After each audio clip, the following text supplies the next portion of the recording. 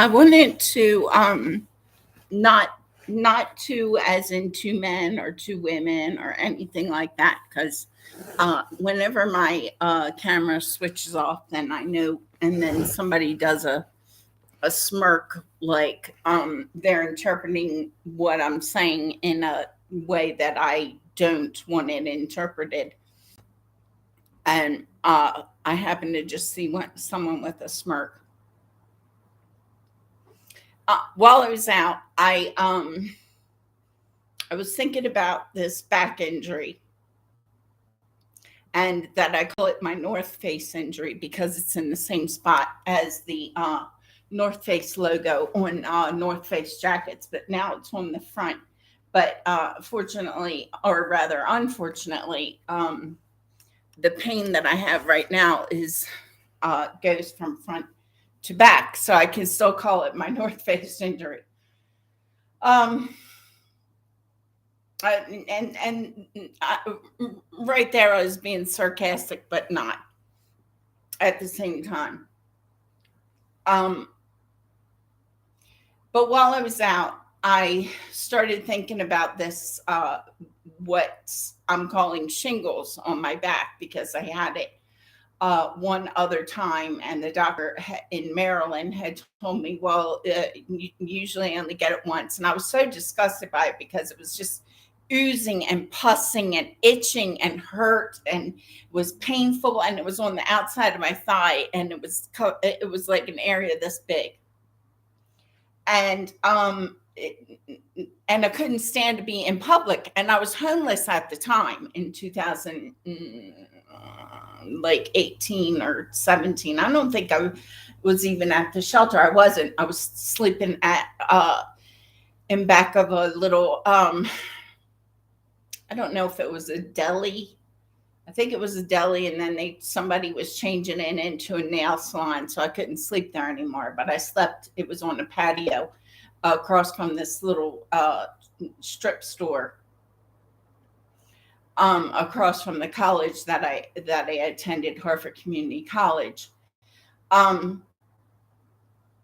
and I couldn't stand to be in public because I didn't. The doctor told me that it wasn't contagious, but I don't believe anything the doctors tell me, because they also told me basically that the pain that I was feeling in my back and in my shoulder before the shingles, because I had a shoulder injury before I got shingles there, and um,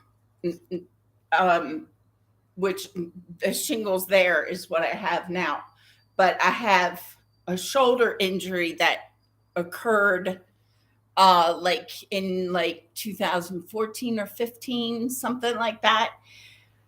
And the only thing the doctors were telling me was that I had a herniated disc in the middle of my back, which I have that also. There's pain there, but that's actually less pain than the pain in my shoulder, like in my wing area.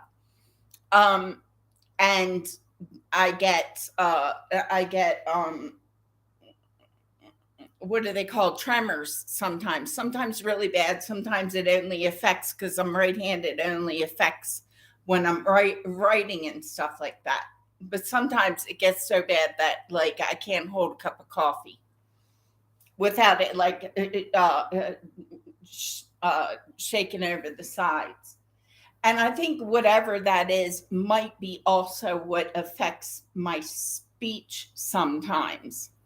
um I think. I don't know. But anyway, while I was out, um, and this, of course, is a completely different topic of what I was speaking on earlier.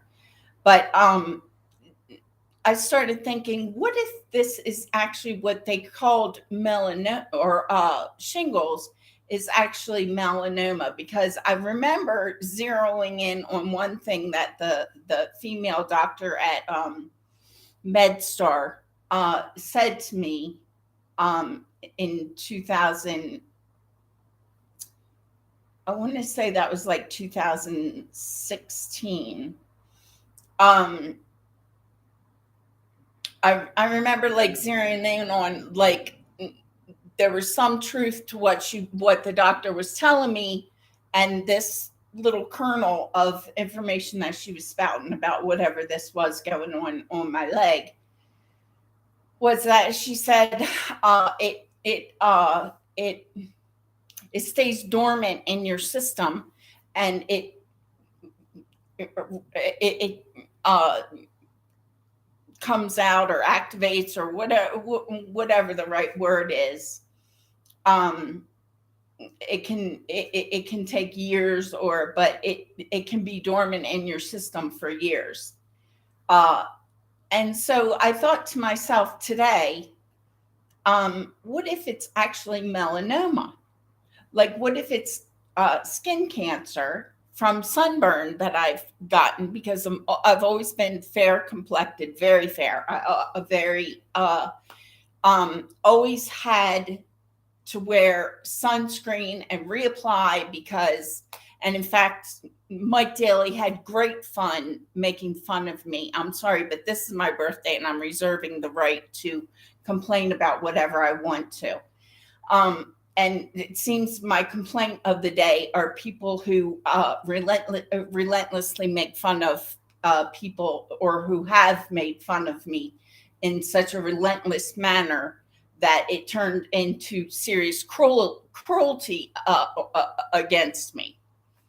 And this happens to be, Mike Daly happens to be one of those people from my younger years who made fun of me relentlessly for whatever reason that he decided that that he should felt, the freedom to do so. Whether it was my shirt with the polka dots, or my tennis shoes, or what I was wearing, or the fact that I was so fair complected, I didn't tan, any number of things. And he was at least 5 years older than me, because he could have been one of those aliased people who was much older at the time than he claimed to be, like the rest of his friends might have been also.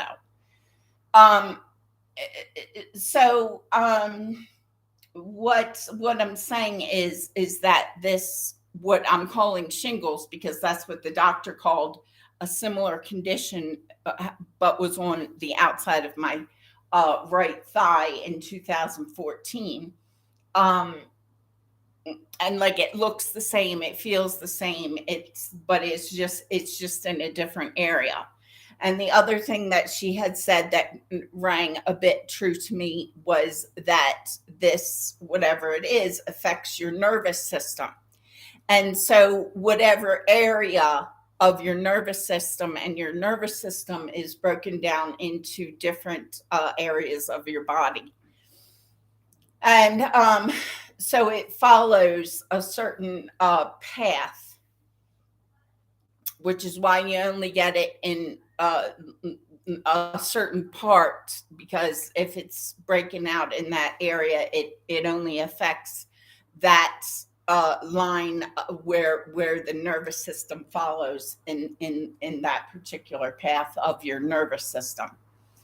And I remember the part of the photo being, and showed the upper body as being a complete different area. So like, if it starts in your shoulder, then it spreads, it can spread to your whole back, your head, your face, your neck, and like above the waist.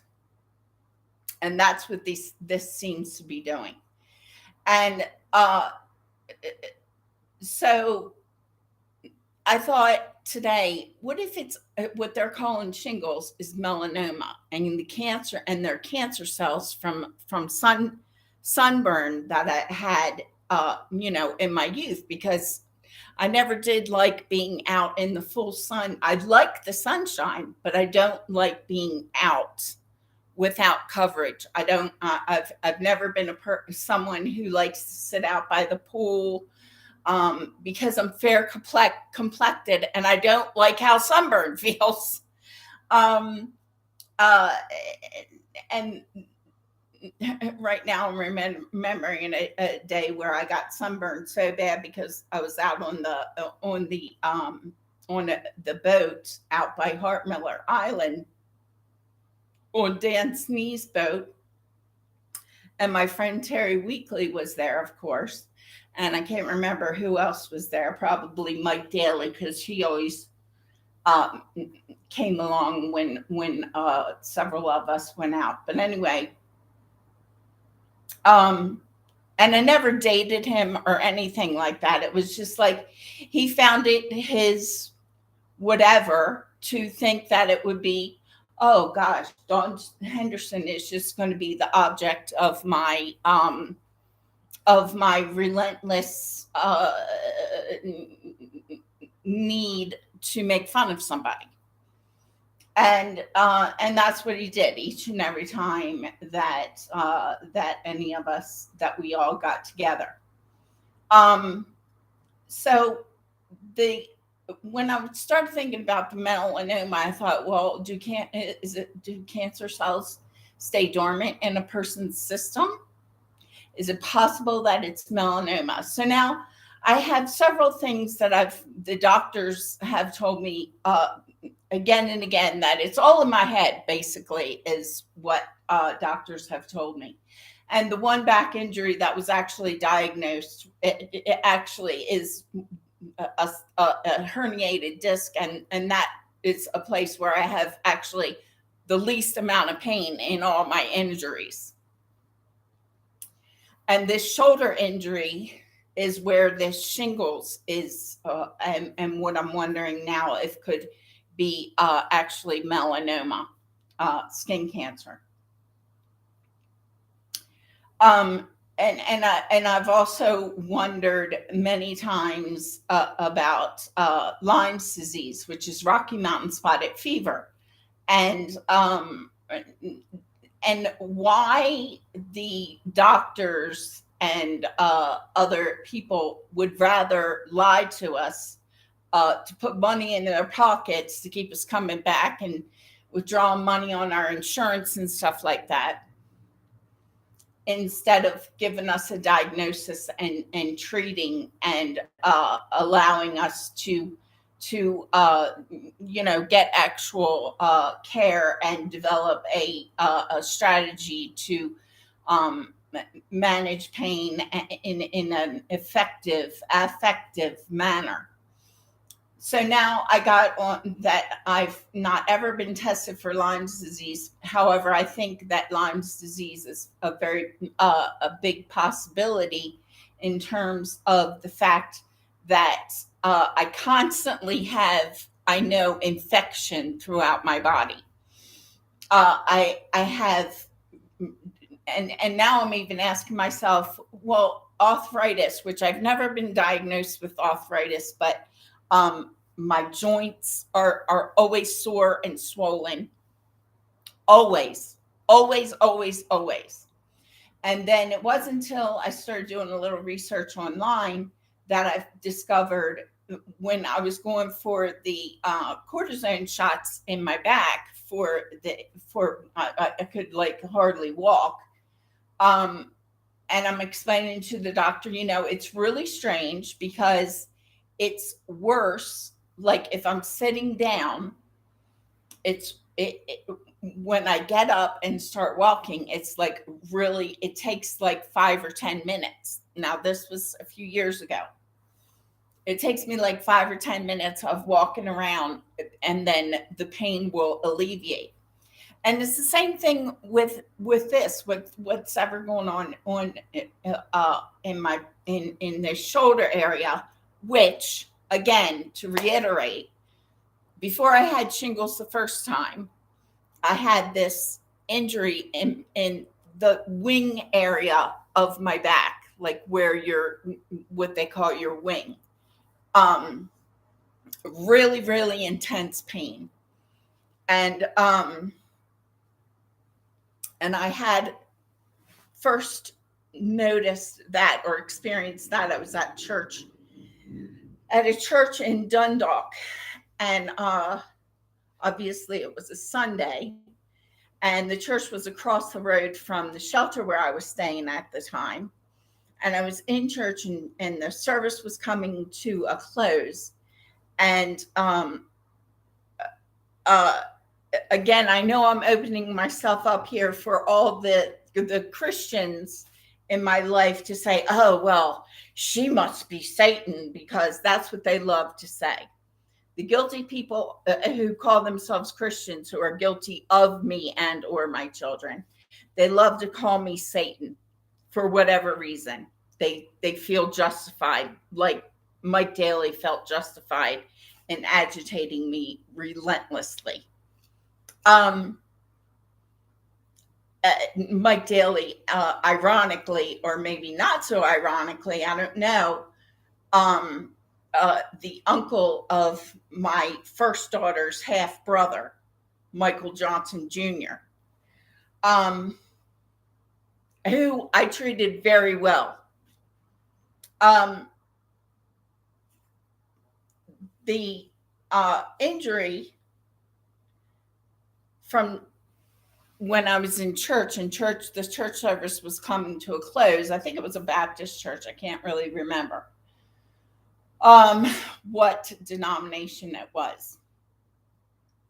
But as I was standing there and went to pick up my bags, because I was at a shelter, and it was like some of our belongings we could keep. I can't remember. It was like a sometimey thing almost. I can't really remember why I carried all this luggage with me every day, because it seems, as I remember it, it seemed like we were allowed to keep stuff at the shelter. So I'm not really sure why some stuff, maybe it was that we could only leave so much there. I can't remember, but for whatever reason, I carried a lot of my my bags and my stuff. Maybe I didn't trust the employees or people who got into the shop, got inside before me, which I know I didn't. So I was leaning down to pick up my stuff, and probably that's what it was. Things that I didn't want to lose, although my photos I left in there. I don't know. Because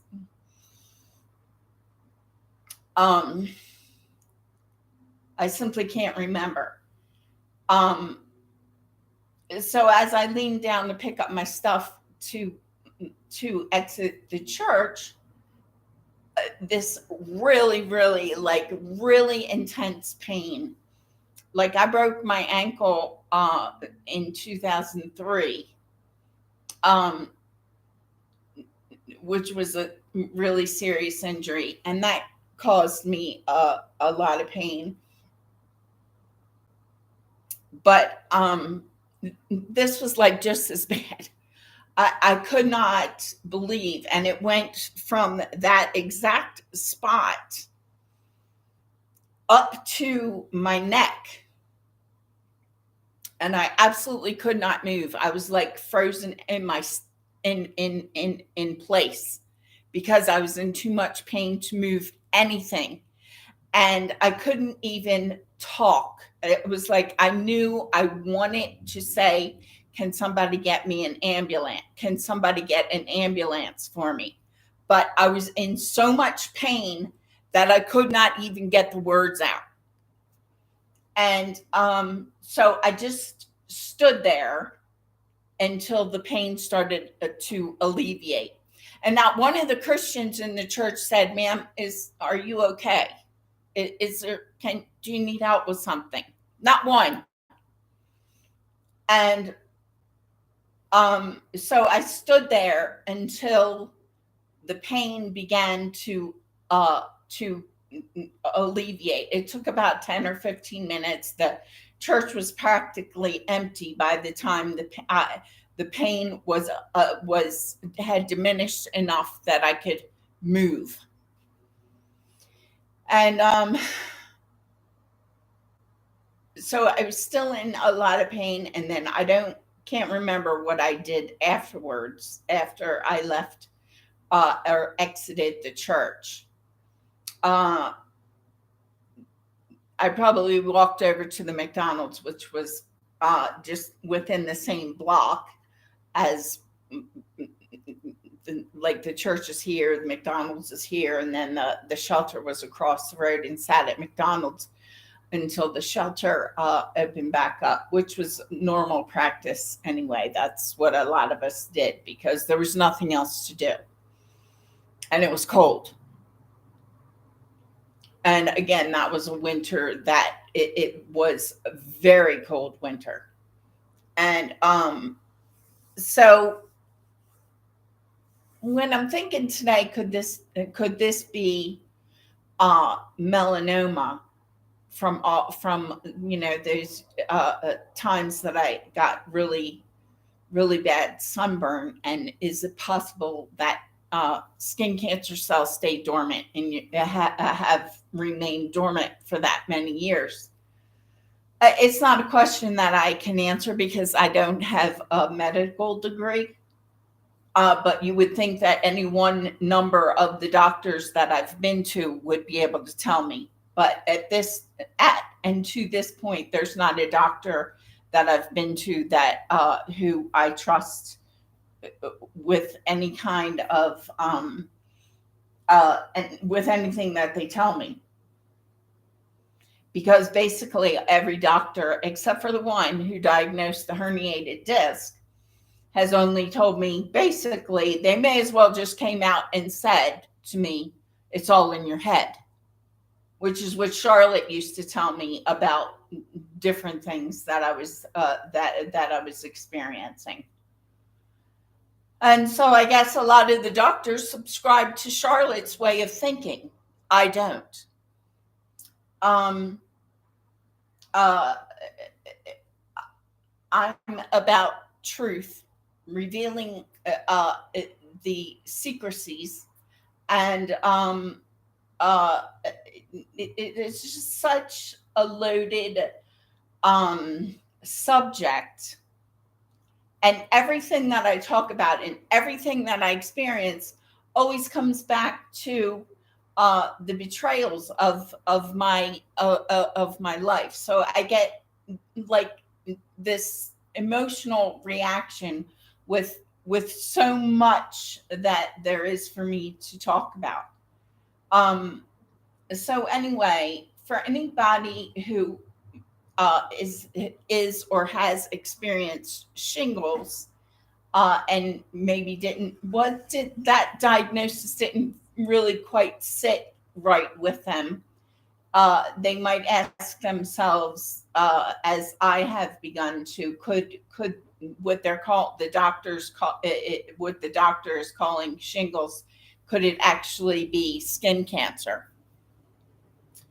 And then I started thinking about that pill, melanin, or whatever that thing, that one drug is that I think it's over the counter that they use for sleep. And then I started thinking about that, and because I remember wondering, why is it called anyway, not to get too far off subject, but I feel like there's a connection that I need to take a look at there, but I'm just intellectually tired now.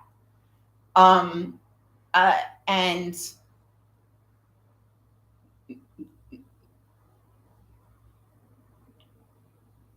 so I'm not going to do any research on it right now, but it just is something that I needed to talk about, to maybe see if there's a doctor that might have not taken the Hippocratic Oath, because then you start to realize, like I was telling the guy at the bus stop, the doctors take because I begin to get angry about all this pain that I'm experiencing. And then you have to deal with people who are trying to convince you that it's all in your head and that you're a hypochondriac and all this stuff. And it just all gets really exasperating. So if there's any doctors who didn't take the Hippocratic Oath, because that terminology is really kind of a hypocrite. I was telling the guy at the bus stop, I was saying, the doctors take a Hippocratic Oath, and a hypocrite is somebody who does the opposite of what is expected. So doctors are taking Hippocratic oaths. So what are the doctors? They're taking oaths to be hypocrites in regard to being a doctor, so it's like, so if there's a doctor who hasn't taken the Hippocratic Oath and who actually has integrity within their decision to become a doctor to serve uh, uh, human beings with injuries within the expected role of a doctor and not with some sinister uh, plan or desire to bring pain, which is what my orthopedic surgeon like actually displayed to me when I broke my ankle in 2003. Um, I thought he was a really strange doctor because of the way he acted about in reaction to some of the things that I said, or just his reaction to like he was getting enjoyment out of my pain. In my pain, he was getting some kind of sick, twisted satisfaction. So I'm looking for a doctor who doesn't have that kind of attitude. Okay. Who might be listening and have a little bit of information about melanoma or shingles or whatever this is that could be going on in my back. I'm also looking for a doctor who can diagnose and read an X-ray or an MRI correctly, because since I was pregnant in 2007, I haven't found a doctor or a nurse who knows how to read a sonogram as well as me. Because as I've talked about many times, I could see in my sonogram as a very novice, non-professional sonogram decipher that there was a boy and a girl after the nurse pointed my daughter Elsa in the background. So what I'm basically exasperated right now about is the amount of pain that I'm experiencing, the lack of information I've been able to get or diagnosis, and what kind of politics, either cultural politics or financial politics or positional politics could be coming into play in regard to my inability to access honest information about what's going on with my injuries. And again, I have to reiterate my Henderson family's involvement in the medical field and the length of connections that they've kept and held, which I never considered until I started looking back and connecting dots of the role that they have played behind the scenes, on the phones, on the secret phone calls, on the phone calls to their friends who are still working in the same place where I gave birth, and all those kind of little things that those people that you grew up under the same roof as, that you expected because you were giving loyalty and never entered your mind to do to those people who you grew up under the same roof as and grew up sleeping in the bed next to for your entire childhood, that they would do to you the things that they've done to me. I'm going to end my journal entry, because right now what's coming on the television, there's all these happy little people in their little playtime automobiles and trucks, and they're all having fun, and there's mud splashing up on the thing, and they're just having a big old grand time, while I'm sitting back here in physical and emotional pain. And today is my birthday, which they're probably loving even more. And the 333 time on the clock of the automobile or this commercial. It's also very ironically non coincidental.